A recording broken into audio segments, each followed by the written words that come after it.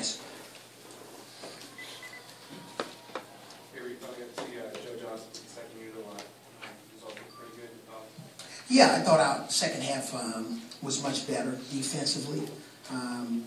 You know, the second unit and the whole team did a much better job on defense. We had a low-rated defense in the first half. We talked about it. We watched some video at halftime to see where our mistakes were on defense. And the guys responded. Joe got some good minutes with the second unit. We see some things that we like and some things we don't like. But more than anything, they got after it defensively. It was keyed by Josh Childress and C.J. Watson's defense. Deflections, steals, one-on-one defense. Blash did a good job of trying to anchor it inside. I thought there was a stretch there when Reggie Evans came in, even though he didn't play a lot of minutes. I thought there was a stretch in there where he played pretty good pick-and-roll defense to slow him down. And then, you know, all of our players, Darren made plays at the end. Wallace had a big shot there at the end, and it was just good to get a win in our home for the first time.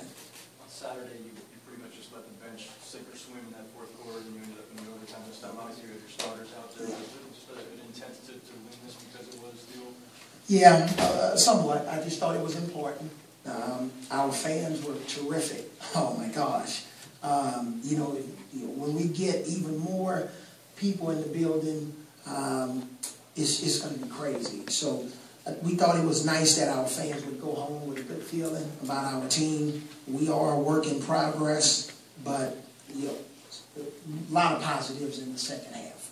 After selling, patience and the vision that you had with this team, what would it like to be here tonight and play this game from this crunch? Well, again, I know those of you who've been around for the last 2 years that I've been here. I was trying to get really creative with some of my pregame and postgame speeches, and you know that, right? But there's only so, I started reading different books so I can try to say something different. But again, it's been all about vision, and Billy and I, we had a lot of, long nights dreaming about what we thought our roster could look like. And what we're really trying to do is build a team. We don't have to be the best individuals this year. We just got to be the best team. And that's something that I'm going to be preaching all year. Now, to be the best team, we definitely can't play defense like we played in the first half. That's subpar defense. And to go along with it, we missed some easy shots. Some of that defense specifically inside, it seemed like they got a lot of open looks, especially early. Maybe didn't make them off the column. Yeah, it wasn't just inside, Tim. It was inside and outside because you saw Beal got loose on us, Webster got loose on us.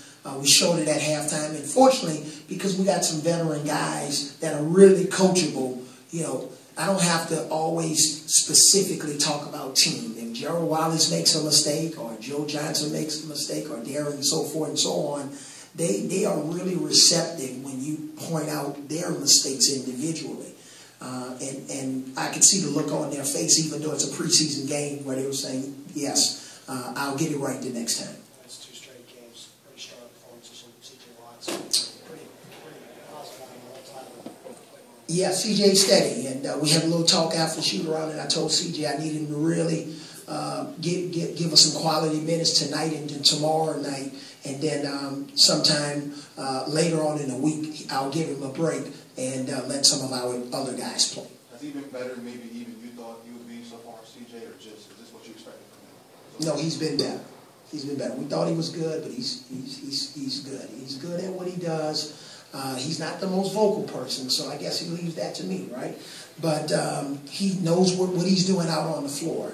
And he's physical. He's a little guy, but he's physical. He gets in there, and when you have CJ out there with Josh Childress and also Joe, who defends his position well, that's what's important, because we know this is a perimeter-dominated league in this era of the NBA, and you got to be able to guard wing positions and point guards and keep your man in front of you. And CJ comes from a pretty good defensive system, so he's used to playing defense and used to getting challenged on the defensive end. How about the, you mentioned the crowd that got pretty loud in the second. How about the atmosphere as a whole? I thought it was great. And I'm not just saying that. I just thought it was great. You know, once they started, you know, looking at the video pregame of the guys before they got introduced, you know, you saw the fans. The public address announcer didn't even have to tell them to stand up. You know, they were ready to cheer for our guys, and it was just nice to see. And also, anytime they holler Brooklyn, even though we're all trying to be focused and do our jobs, it's nice to hear that chant. And not only at home, but also on the road. Okay, thank you. Go ahead. One more. Go ahead, Ben. Go ahead, Ben. With all the focus on the backcourt, what did it mean to you to get the production you did out of the centers today? Centers were pretty good. You know, they're trying to defend the paint. They're active inside. I thought Brook rebounded the ball well. I thought he was big in the paint defensively, especially in the third quarter. I thought offensively he was, you know, reading the defense pretty good. Single coverage, he tried to score. Double coverage, he made some good passes. Fortunately for us this year, we got two big guys, centers, that can really pass the ball. I won't say they can pass it as good as our guards, but for big guys and centers, they can pass the basketball, and it's fun to watch. Okay, thanks.